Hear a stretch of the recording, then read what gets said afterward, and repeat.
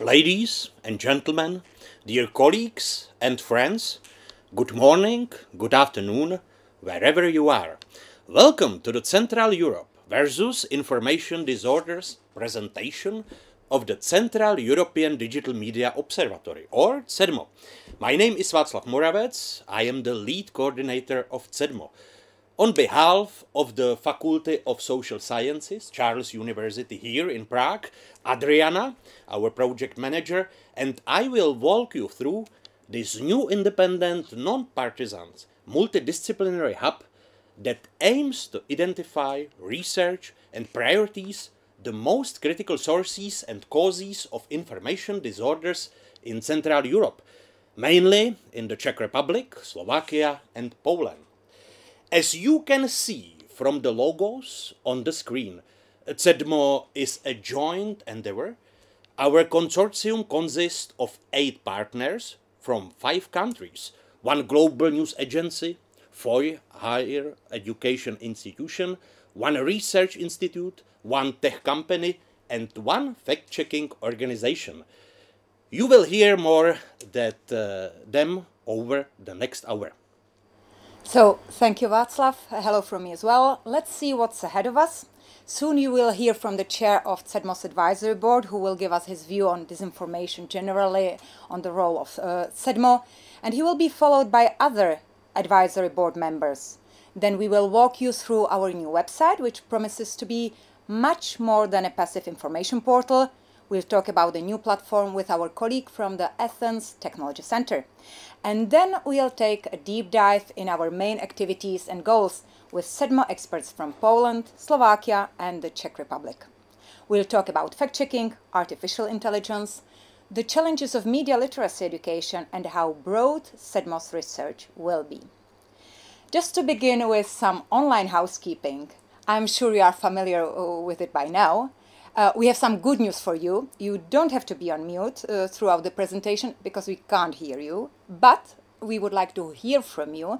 That means please use the chat function on YouTube, leave there your questions, your comments, and we'll do our best to cover them all. Also, it would be great if you could leave a sentence about yourself, where are you from which country, what's your occupation, and so on. That way we can try to frame your question correctly and provide the most suitable response by the end of this presentation. And now, let us welcome our keynote speaker and the chairman of the advisory board of CEDMO, Jochen Spangenberg. Before passing the floor to Jochen, allow me to mention that in his daily work life, he is also deputy head of research and cooperation project at Germany's international broadcaster Deutsche Welle. In addition to his work with Deutsche Welle, Jochen lectures at the Free University of Berlin in Media and Communication Sciences and is an advisor and an instructor for lie detectors, and NGO that brings media literacy into the classroom for young people. He is also a member of the advisory board of EDMO, the European Digital Media Observatory, based in Florence. Jochen, thank you for being with us today and for accepting the honorary function of the CEDMO advisory board chairman. Jochen, what are your thoughts and reflection regarding the disinformation space in general and the role of CEDMO in particular? Thank you very much, dear Václav, for this very kind introduction. Dear attendees of today's event, dear CEDMO project team, I'm really very honored to be speaking to you today as part of this official CEDMO launch. Now, you may ask yourself, why am I here? Why is this guy talking to you? Well, what I do professionally, you've just heard, but another reason may be that I have been dealing with the topic of disinformation and how to counter it for about 10 years from now. I did so especially in the context of research projects such as Reveal, Invid, and Verify. Some of you may know that, even use what we've developed there. And also as Deutsche Welle's project lead for Truly Media, the platform that also forms the technical backbone of EDMO and of the EDMO hubs. And hopefully some of my experiences will be beneficial to the work of CEDMO, which I'm really very honored to support in a way from the sideline in this role as advisory board member.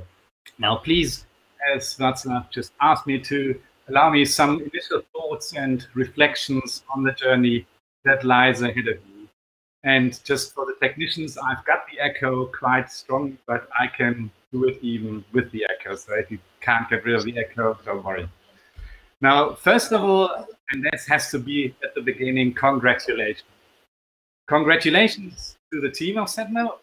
You have been selected as one of the so-called national hubs. There are 8 of them so far, if I counted correctly, and more will follow and join the club later in the year. Now, as you've been told, as you know, the focus of CEDMO work will be on the countries Slovakia, the Czech Republic, and Poland. However, I'm sure, and in fact, I really urge you to not limit your work and efforts on said countries only. This is not only because disinformation does not care about national borders or geographic boundaries, but also because collaboration among stakeholders is so vitally important when it comes to countering disinformation and fostering media literacy. But more about that in a moment. Next, and I really want to talk about responsibility briefly, because with this job that you've all got lying ahead of you, and in fact, anybody who's really working in this field of disinformation and countering it, there comes a certain amount of responsibility. So apart from investing time and resources, the tasks lying ahead of you also require a large level of commitment and dedication. And by that, I mean a commitment to actively do something about this very pressing issue that threatens something that is really very dear to most of us, very dear and valuable. Namely, I'm talking here about democracy and living in free and open society. It may also mean a commitment to push yourselves even further and further, sometimes maybe even going beyond what you think may be possible. And in times of doubt, always tell yourselves there is really a literally vital area into which you are investing your time, resources, and energy, because really quite a lot is at stake after all, as you all know. Also vital in this context, and this is a topic which I care about deeply and about which I'm very passionate. Never, and I really mean never, forget yourselves. Oops, I can hear that as well. So really never forget yourselves and your mental and your emotional well-being in all of this, because people who are dealing with disinformation can very easily be exposed to a lot of really disturbing and harmful material. That's why I consider it of the highest relevance, and really the highest relevance, to equip everyone dealing with disinformation with respective avoidance techniques and coping strategies. And as I said, I'm very deeply care about this. I'm also very happy to lend the team a helping hand when it comes to covering this topic. Talking about the journey or the road that lies ahead of you, that brings me to the next point I want to make. As one of the CEDMO hubs, CEDMO, as you know, is expected to do its part focusing on a particular geographic region. I outlined it, and Václav also outlined that. And you are meant to concentrate on fact-checking and verification of content, fostering media literacy, engaging with research, and anything else that goes with it. And as I hinted at earlier, this is also the idea of the overall CEDMO concept as initiated by the Commission, by the European Commission. It is really highly advisable to cooperate and also do so outside the set geographic region, and also do so outside the family of CEDMO, and involve other stakeholders. And this, as far as I know, you're very well aware of, and you're planning to. And it's also important not to duplicate the work that others have done, be it sort of other fact-checking organizations, be it in the area of tool and technology development, or what other organizations active in the field have done and produced and are providing already, for example, resources. There is a lot of material already out there. Then also pay attention to the work of researchers and scholars active in other fields, some of which may even seem unrelated at first sight, because I think we really need to branch out and work together with other fields, for example, psychology, sociology, neurology, politics, and so many more. Always also keep that in mind. And the reason being is that we don't want to limit ourselves only to the debunking of false or misleading material. We also want to understand better why certain people do certain things, for example, spreading disinformation, and what this means to them individually and to society as a whole. And we also want to really understand better how this information spreads, what can be done against it on all sorts of levels. I'm talking here on areas from technology development, you also mentioned AI, to regulatory intervention. Now, I could talk about this forever, but I'm looking at my time and I've been strictly told no more than 6 minutes. So that's why I have to come to an end and leave it at this rather generic level. Hopefully I have included some food for further thought here in what I said. But let me close by wishing the CEDMO team once again all the very, very best of luck and success with the work that lies ahead of you. I'm grateful to accompany you a little bit on this journey. And hopefully one day, we were talking that in the prep meeting, this can also be done in person, physically one day. For today, it's only digitally or online. I really look very much forward to meeting the whole team and going on this journey together. Thank you very much for your attention, and I'll pass back to Václav, and thanks for having me. Jochen, thank you very much for your words. We are very thankful to Jochen Spangenberg, the chairman of the advisory board of CEDMO, for sharing his thoughts of Central Europe's vulnerability to disinformation and his ideas on how to mitigate its negative impact. Unfortunately, we couldn't invite all 11 members of the CEDMO advisory board today, but let us share their voices on CEDMO's mission and their involvement in it.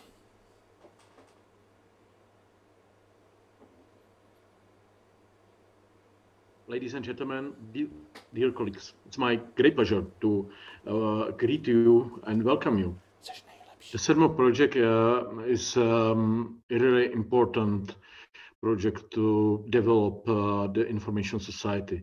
With all the disinformation that is being spread now, whatever topic it is, 5G, COVID, or other topics, actually we face risks in development of our society, of our economy, but we can, in some cases, we can be afraid also about the future of democracy. Nobody knows anything. This is a danger for democracy and as well for our mental health, because we need to know to feel secure.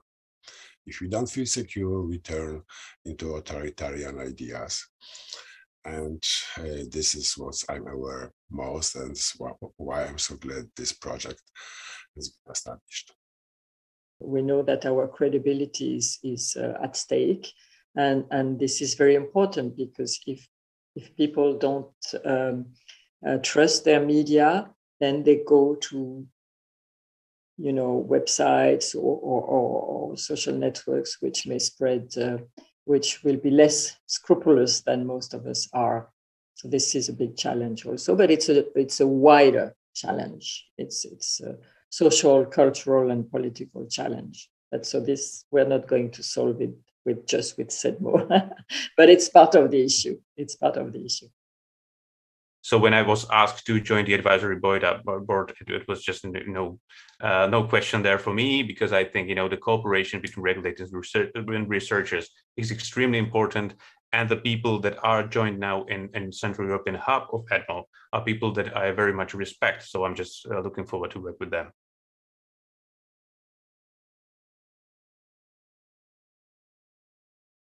And we are looking forward to our cooperation.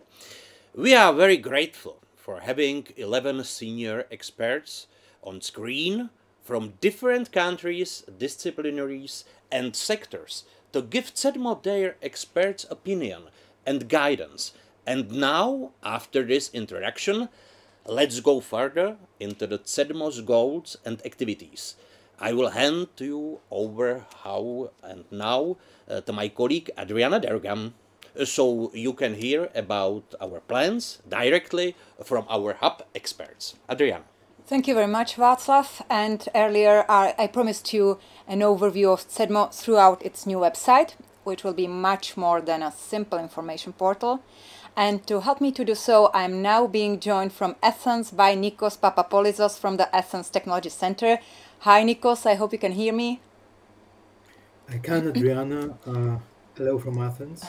Before we start, Nikos, I mean, many people might be surprised that the CEDMO website and all the internal infrastructure for fact-checkers is being designed, produced, run from Athens. When I started to learn about ATC, I was quite amazed. So I would like to ask you, could you tell us more about the Athens Technology Center? Sure. ATC was founded in 1987, offering solutions and services to many sectors, including the media sector. ATC, among its products, has content management systems as well as mobile and web applications. And our clients include the national news agencies of Portugal, Russia, and Poland. A decade ago, we acknowledged misinformation as a major issue for the media industry as well as society, and decided to invest in providing tools to alleviate this problem. We partnered with Deutsche Welle to develop the Truly Media platform, which is now used by various international newsrooms for fact-checking. Among the organizations that use Truly Media is Amnesty International and Reuters news agency. We are happy to provide CEDMO with our platform, Truly Media, which is a key tool for fighting disinformation.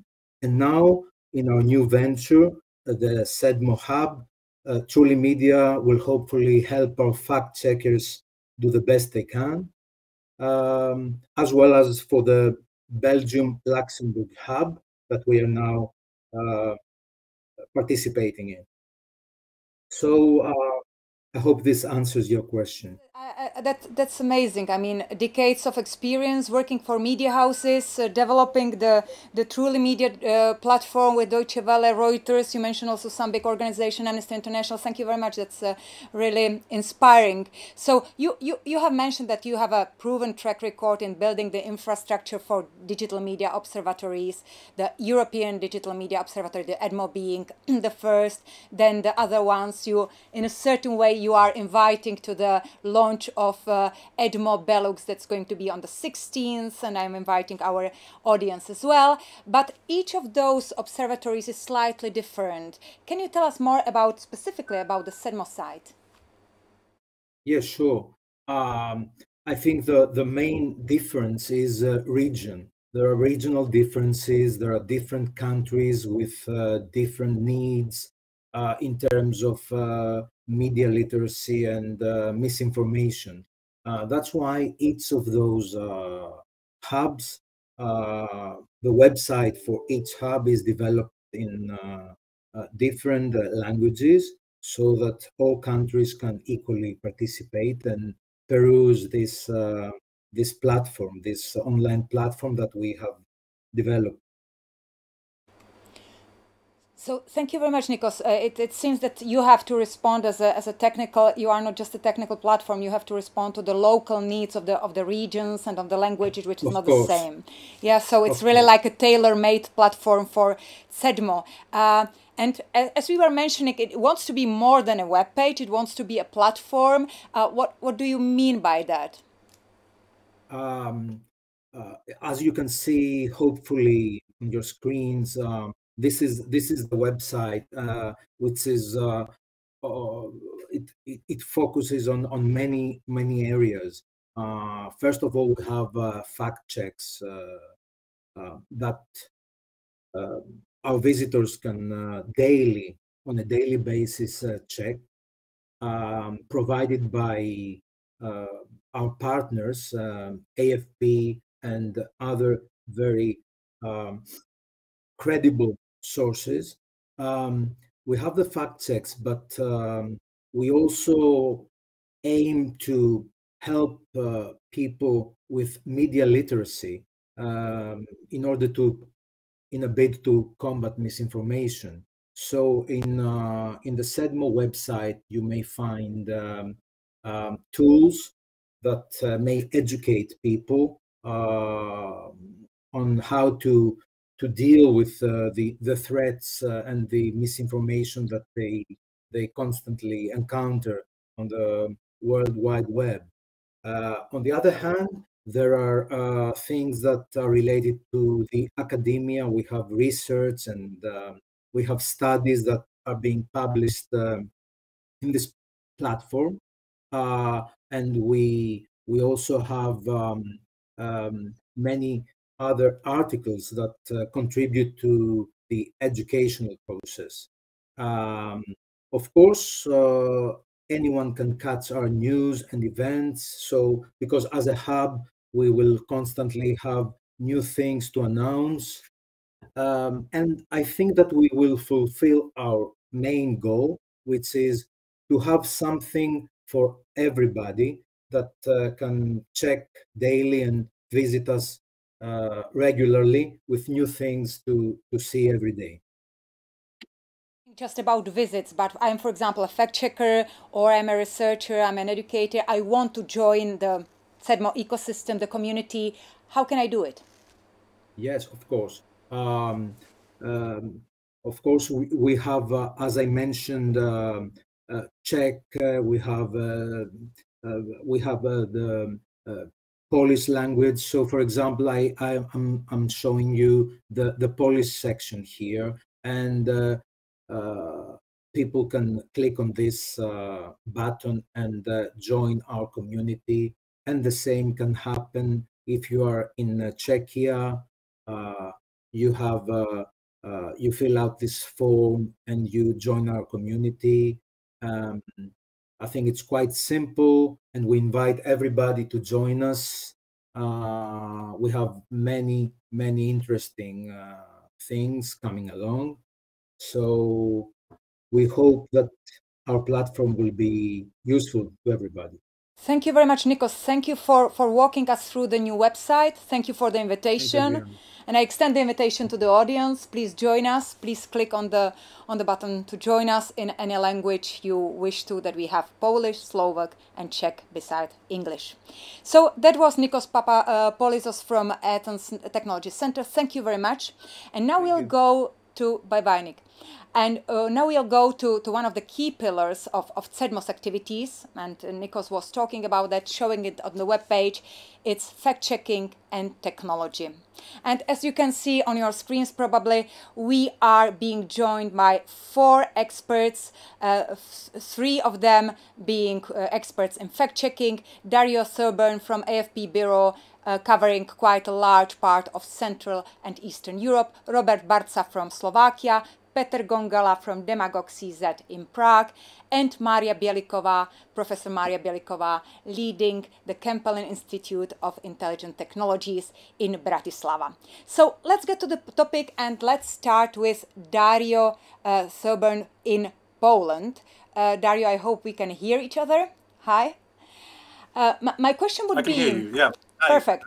As a AFP Bureau Chief for Poland, for the Czech Republic, Poland, Slovakia and the Baltics, you have quite a good overview of the region. Can you give us a snapshot of Central Europe regarding disinformation and how AFP is contributing to improve the situation? Sure. I mean, I think the first thing to bear in mind about misinformation, it's a global problem. So a lot of the trends that we see in Central Europe are similar to other parts of the world. As an international news agency and a fact-checking organization, you know, we might detect a piece of fake news content in South Korea, then we see it reappear in South America in Spanish, and then it reappears in Poland in Polish. This all happens every day at an incredible speed. I think the thing that does distinguish Central Europe that we've seen is a vulnerability to misinformation. There was a very interesting poll by Eurostat in December, that found the proportion of people verifying information they found online was much lower in this region than in other parts of the European Union. And so this is where the media literacy and the tools that we're developing to help the public come into play. Fake news obviously has an impact on political systems, on societies, on healthcare. We've seen a lot of vaccine-related misinformation that might be a contributing factor to the low vaccination rates that we've seen in Central Europe. Fact-checking that does make a difference. I'll give you one example. We have been receiving a lot of emails recently from people asking us for advice on vaccines, on which vaccine to take, etc. Obviously, we're not doctors, so we pass that on to medical experts. But it's interesting that we're being seen as a kind of reference point and a sort of source of reliable information on this issue. In terms of CEDMO, we'll be producing around 40 fact checks a month with our partners, Demagog in Czech Republic and Demagog in Slovakia, Concret24 and InfoSecurity in Slovakia.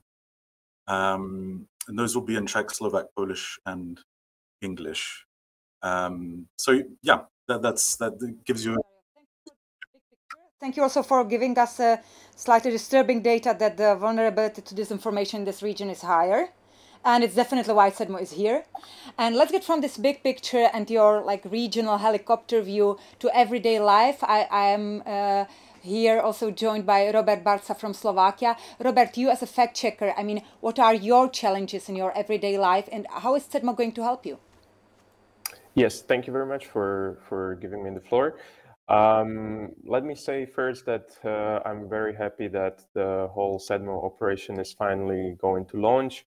And I am also speaking today on behalf of my colleagues in Poland and Czech Republic. And when it comes to, the challenges, the daily life of a fact checker, you can imagine that in the pandemic times, we have been dealing primarily with disinformation content related to the COVID-19 pandemic. At first, we saw stuff like that the testing swabs can be poisonous or that they can damage your brain. Then we also saw that the virus was spreading via 5G network antennas, and now or for the past year we have been encountering content of primarily the vaccine misinformation, that it can contain microchips or graphene elements and so on. So what I'm saying is that while some content can be pretty innocent, other can be quite dangerous, and we see the impacts of that. At AFP, we use many techniques like forensic visual analysis. We use, we often work with open source and open sources and open source intelligence. And a work of a fact checker is a journalistic work, but in this digital era, one must have these digital related skills and be agile in the online environment. Anyways, now we are very happy and we have high hopes for the CEDMO project, as it offers an unprecedented platform within the Central Europe, and we are happy that we can deliver our fact checks in cooperation with our partners to the region and to the wider audience of Central Europe.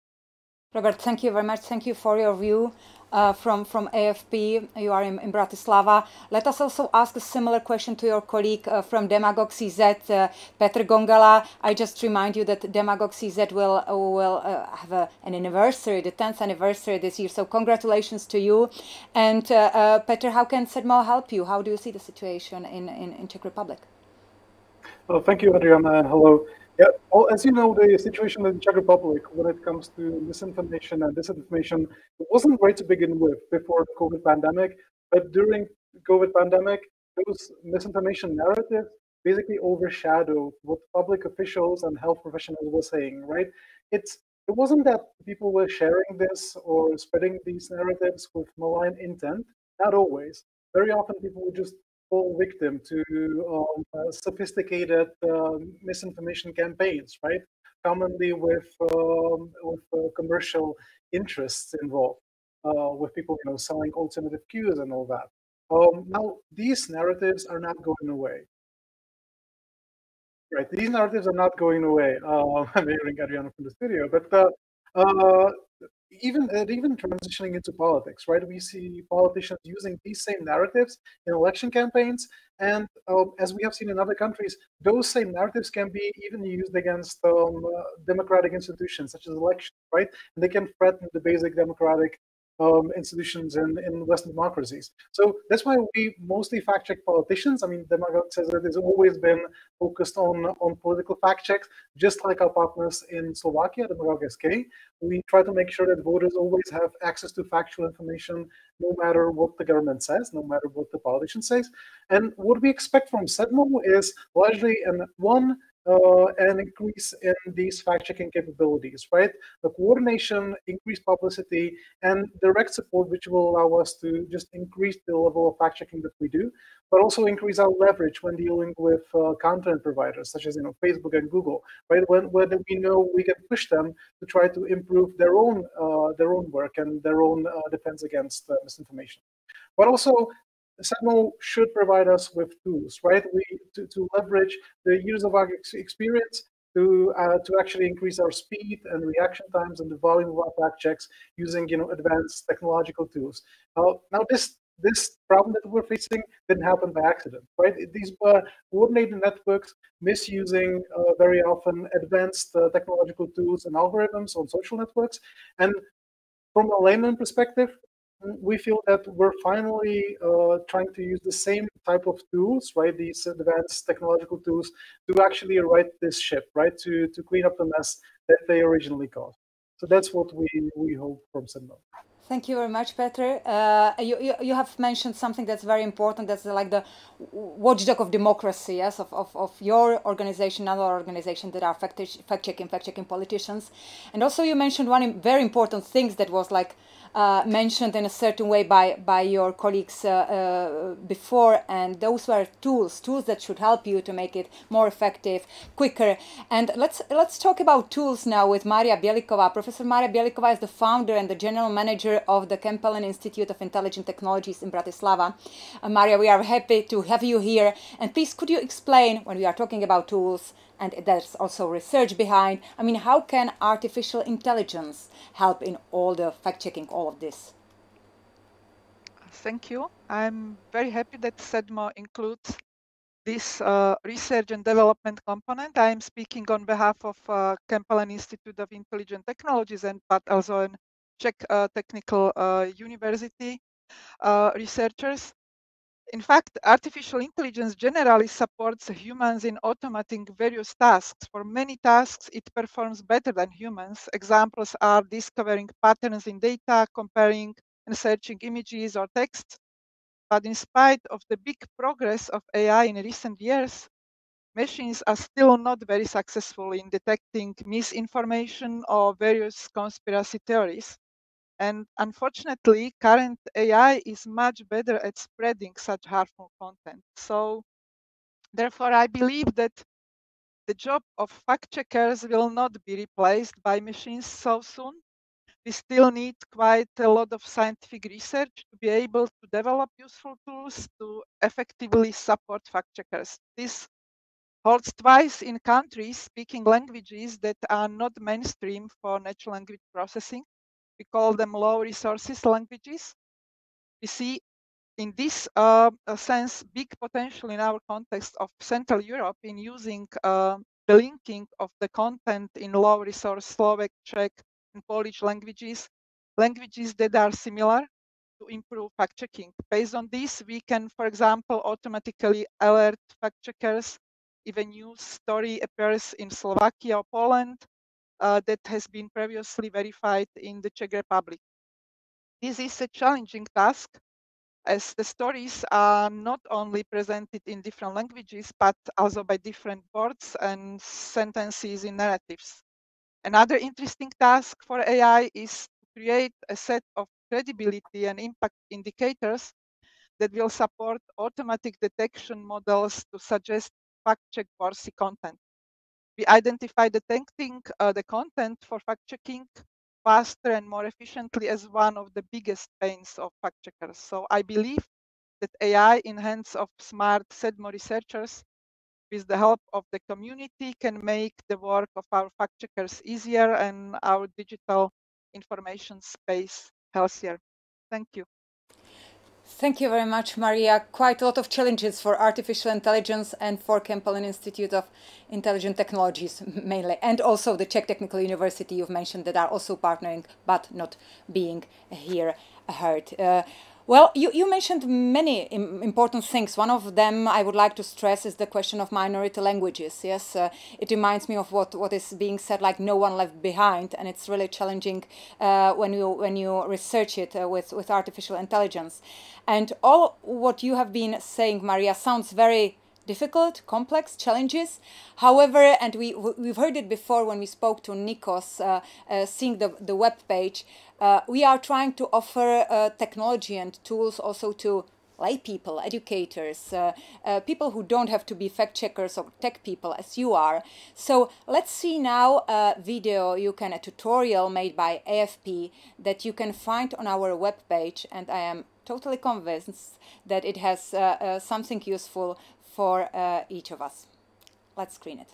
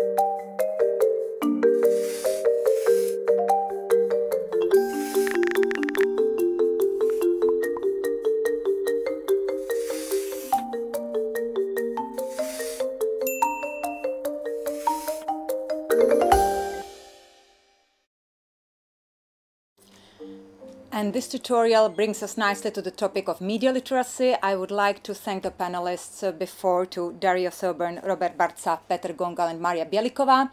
And this brings us to our second set of experts dedicated to media literacy and education.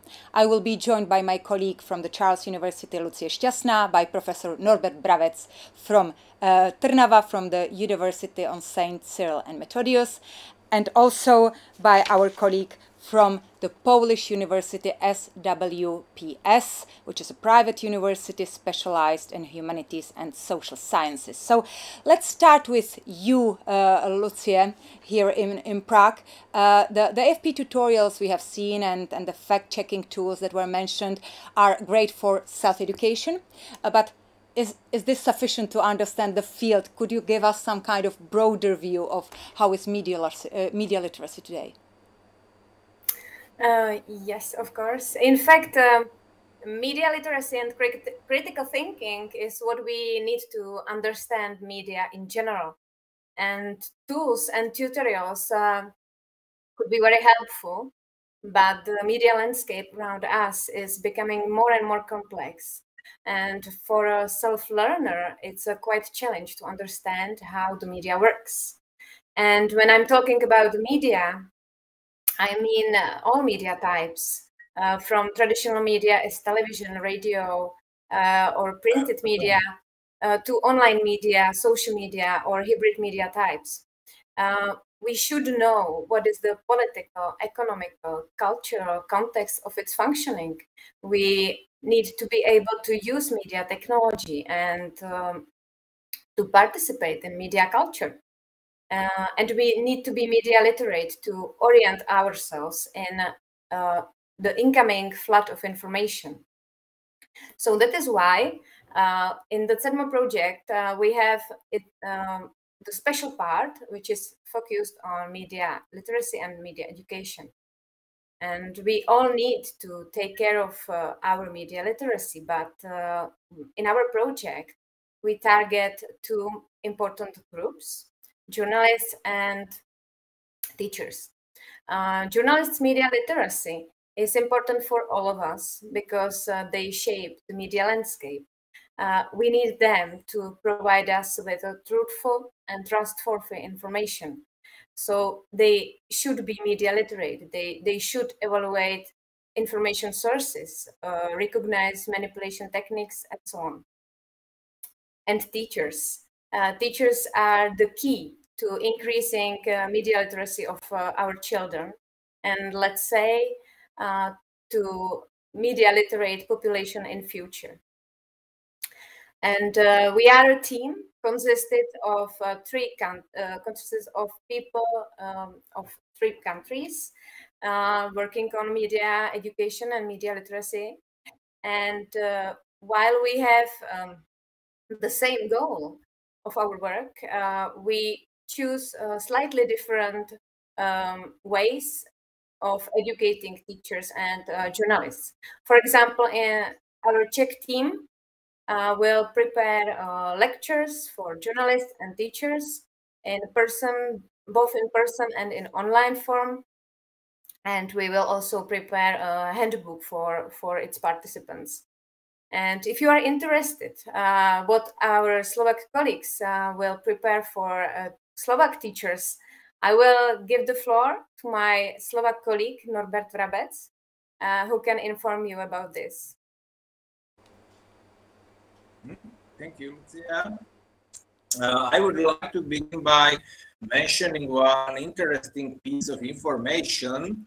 According to a survey conducted in Slovakia in 2020, almost 30% of secondary school teachers trust conspiracy theories about coronavirus. And according to the same survey, they have a problem with distinguishing between serious and disinformation media content. And similar results were obtained from research carried out in Czech Republic. I think this information is alarming and requires some effective action, especially in the form of lifelong learning for teachers. So as a part of Media Telecom project, we are planning a series of educational activities. First of all, we would like to carry out an analysis of all educational projects focused on online disinformation. It means not only publications, but also courses, webinars, educational materials, and others. And then we will analyze research strategies, methods, procedures for development, media, and information literacy that are used in school practice. This means not only in formal education, but also in NGOs, media industries, and other sectors. Secondly, we plan to organize one teacher competition named Best Examples of Good Practice in Teaching Media Literacy in Primary and Secondary Schools. we would like to collect inspiring educational projects and materials focused on this topic, on topic of disinformation, fake news, hoaxes, and etc. And based on an analysis of the best case studies, we plan to create research papers as well as methodological manuals for teachers, and that materials will be available not only for teachers but for other stakeholders interested in the issue. And you've got quite a lot of work to do, and it sounds very challenging. Generally, I think we got the sense that media literacy and education is not an easy discipline. And I would like to hear from Professor Barbara Giza from Poland. I mean, media are changing, the society is changing, and Mr. Norbert Vrabec mentioned it as well. I mean, what are your challenges in media literacy today? What kind of innovation, new methods are you going to introduce within the CEDMO project? Thank you. I teach students of journalism and prepare study programs, and two things should be said at the beginning as a kind of assumptions. The level of media literacy is catastrophically low in Poland today, and academic discourse around fake news is too often a verifying, rather reproductive discourse. It is thought that something happened and we mainly react post factum. The second layer is the structure of thinking about information itself. Fake news refers to simple, basic fears and thoughts, and the real truth is complicated and incomprehensible, unattractive in terms of the media coverage. But today, as we said, the lack of media competences means and causes perhaps the deepest social divisions. Inequalities between people result from a lack of understanding how to read and receive media messages. On the other hand, we live in the world of media, and that's why literacy in this field is like a lifelong project, in fact.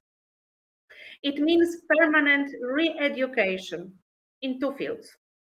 Personal competences, which mean use of media and digital devices, use of information, critical reception and media messages, and also safe and active use of media.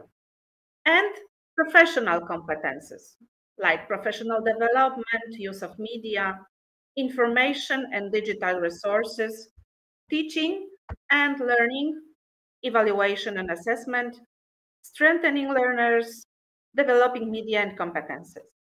So what are we going to do?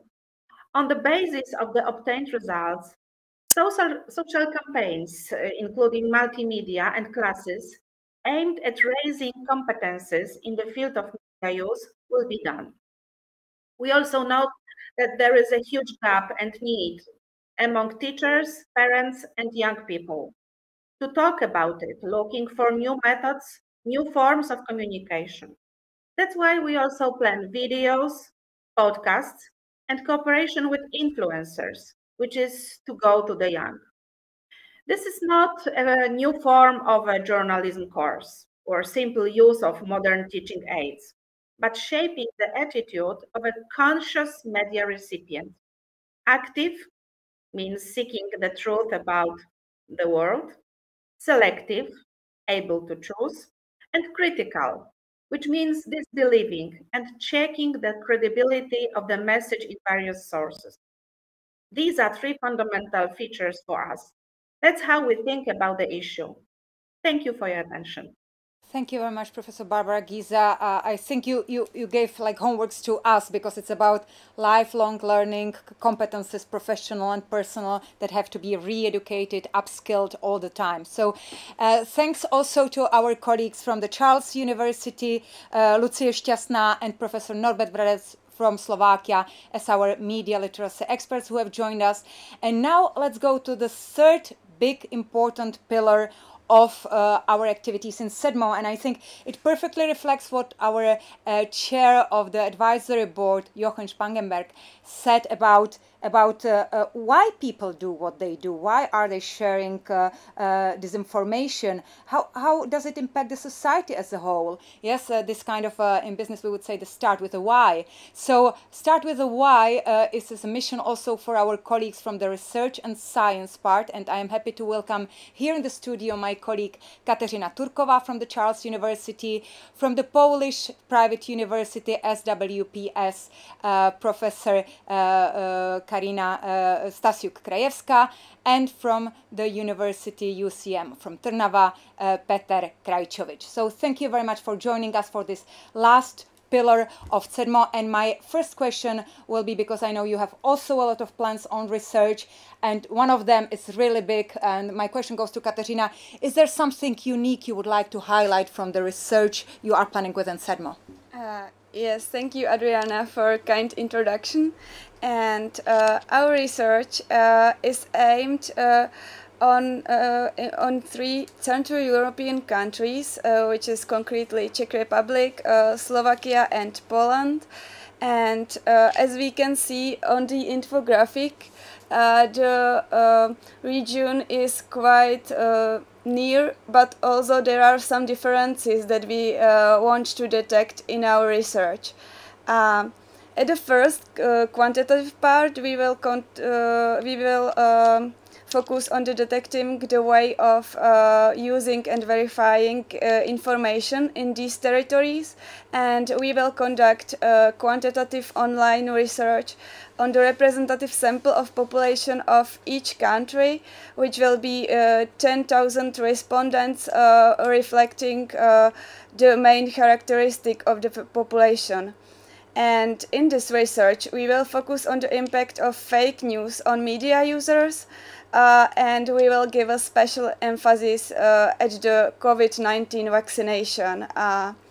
This questionnaire will begin with the general question about perceiving information, and then we will continue with the specific questions related to the COVID-19 vaccination, the perception of various vaccine brands in each country, and also we will touch the vaccination of children as a topic of current interest.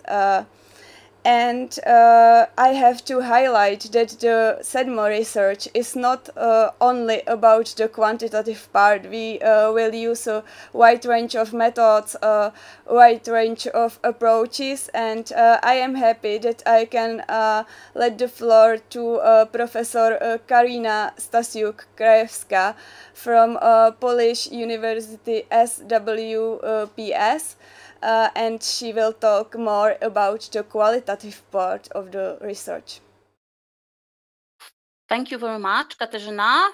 And that's true. I think that it's very, very important that our qualitative approach is very comprehensive, because the aim is to give the whole picture of the phenomenon we are investigating. And in my opinion, it's worth emphasizing that so far, such complex and comprehensive research on disinformation has not been conducted in our region.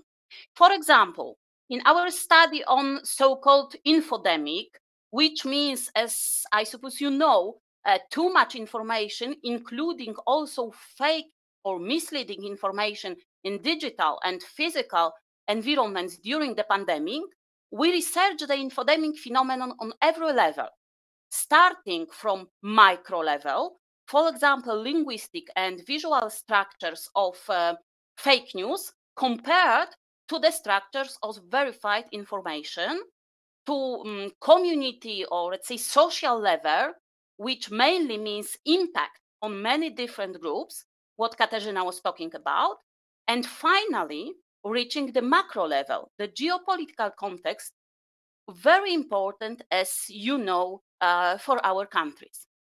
What is also unique in our research is that we use methods derived from mathematical sciences, which support the methods of humanistic and social sciences, to create some kind of mathematical models for the spread of disinformation online. We also work with many different sample groups, mainly those who are in the practical field as journalists, fact checkers, or public relations people. And I'd like to echo what one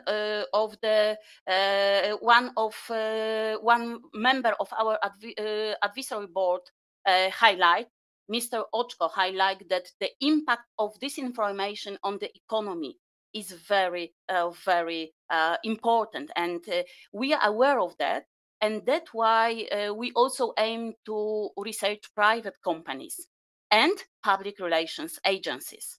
So we plan very comprehensive, very, in fact, complicated research activities, but we hope that it will help to get to know more about this information.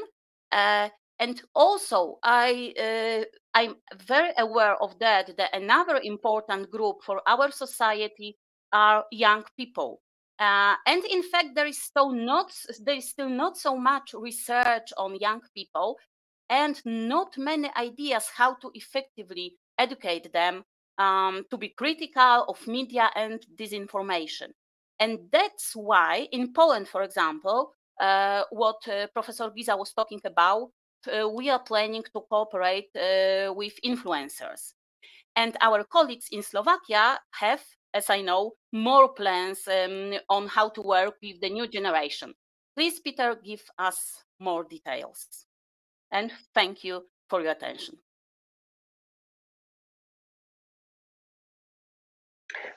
Thank you very much, Karina.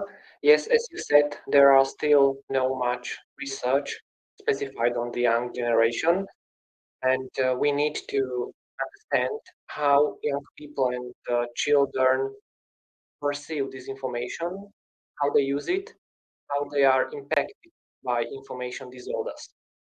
This COVID-19 pandemic has shown many disorders. Disinformation, one of this danger, but it is very important danger. And from this reason, we will focus our research activities on the young generation.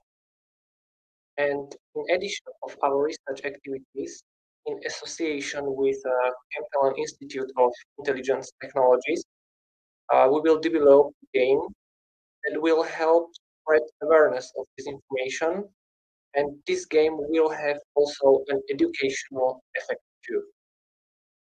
Thank you very much, Petr. You mentioned a game, and for those who are listening or watching us out of our region, just to say that our region is quite famous for gaming and for game developers. So I hope that your game, educational game for young people, will be as popular as some of the games developed by the studios here in the Czech Republic or in the region thoroughly. So I would like to thank Kateřina Turková from the Charles University, Karina Stasiuk-Krajewska, from Poland, Warsaw, and Petr Krajčovič from UCM Slovakia. And I think this block is also over. We have seen the three main pillars of CEDMO activities. And I have to say, Václav, we've got a lot of questions. And I would like to thank all the speakers again for bringing their views and expertise to the table. We have many questions for our speakers. What I loved about this quick review of CEDMO main activities and plans is that it has been both high level and practical. Let us just mention that coordinated by CEDMO from Florence, CEDMO is part of European network reaching up to 15 countries. You can see each national and multinational hub constitutes a network of organization active in one or several members states with a similar mission to provide specific knowledge of local information environments, the strength, the detection and analysis of information disorders, improve public avenues and design effective response for national audiences. Definitely, and I would probably add, we've said it in the beginning, you said it in the beginning, while we are independent from any national or EU public authority, and you have heard that it's a consortium of academicians, tech companies, private universities, research centers, we have to thank the European Commission for its initial support. Without this big family wouldn't exist. And let me jump directly to the questions. We have asked you for being active on the chat, and you have been. So first, I would like to share some greetings. We've got hello greetings from Bratislava, from Tomáš Kryšák, one of our advisory board members. We've got greetings from our colleagues from the Italian Digital Media Observatory, also looking forward to working with us.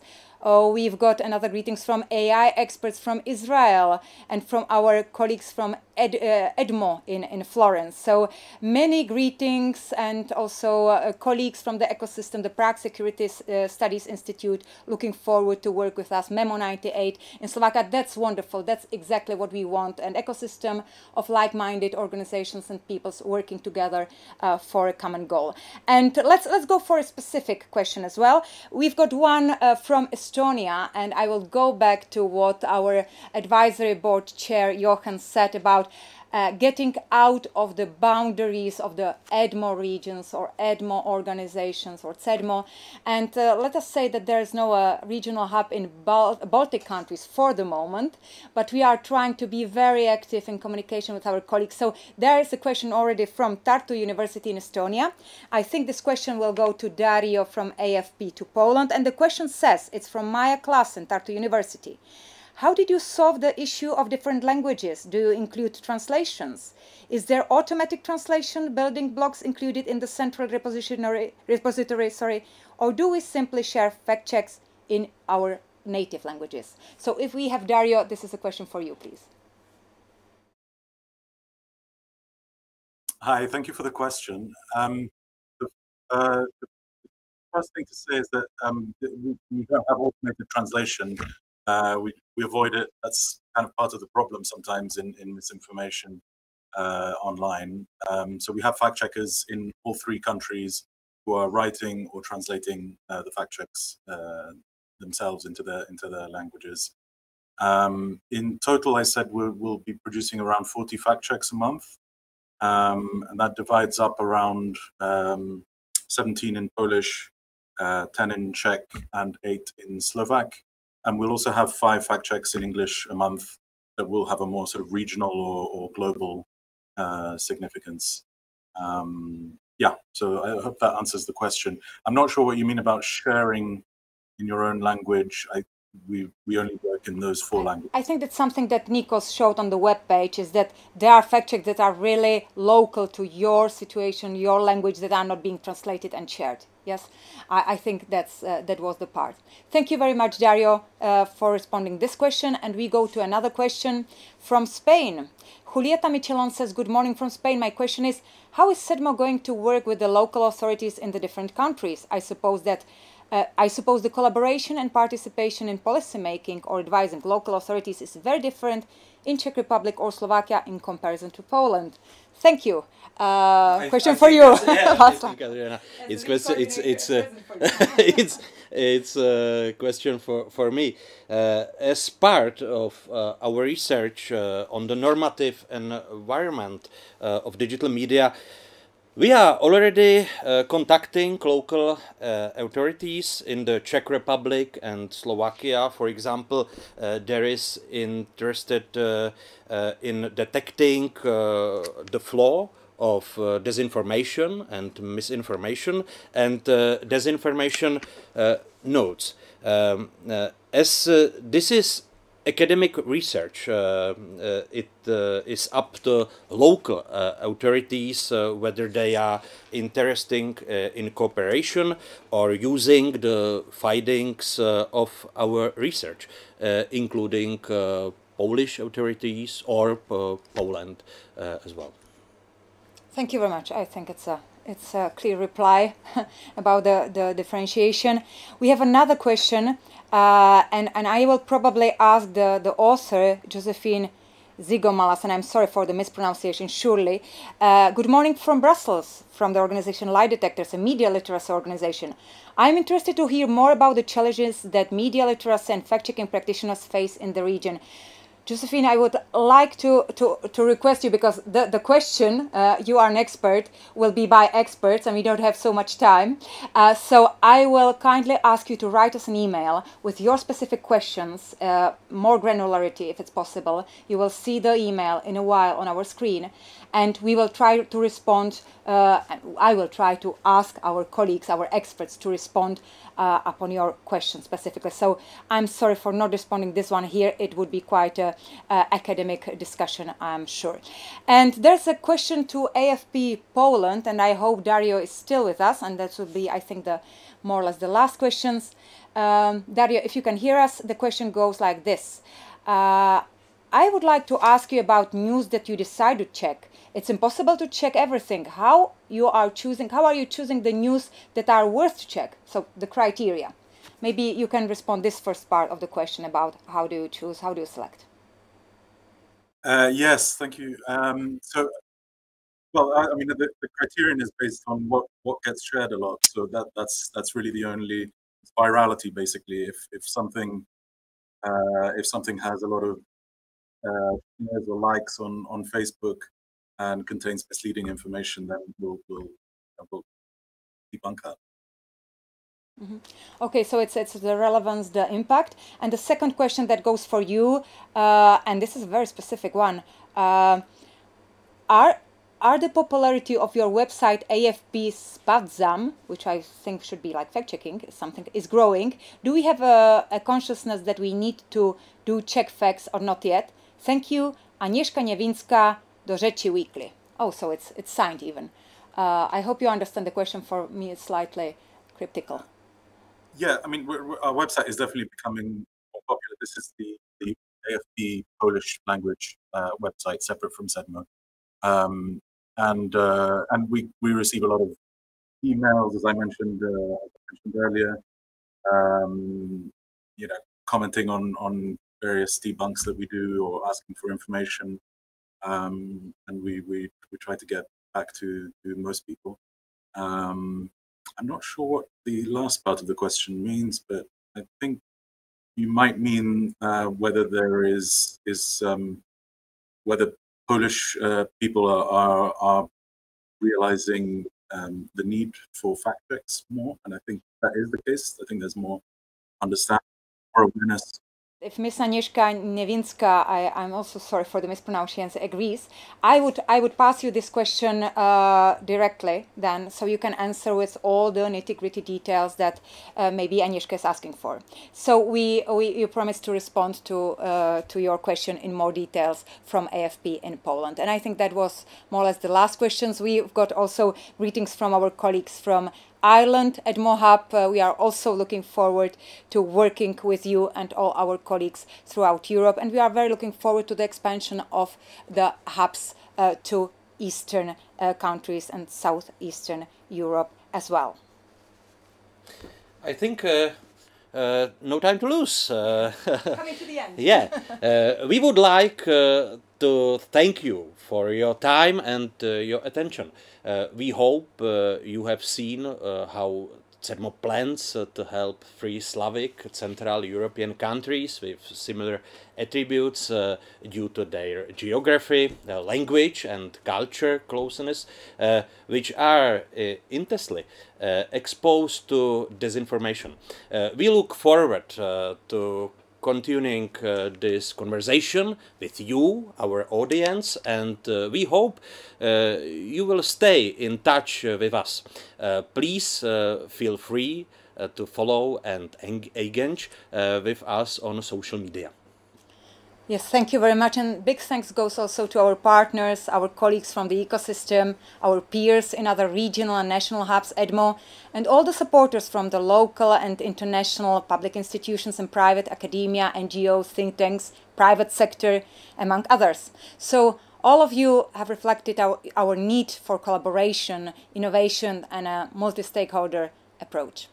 Thank you very much and stay in touch. Thank you from Prague. Take care. Thank you. Bye-bye.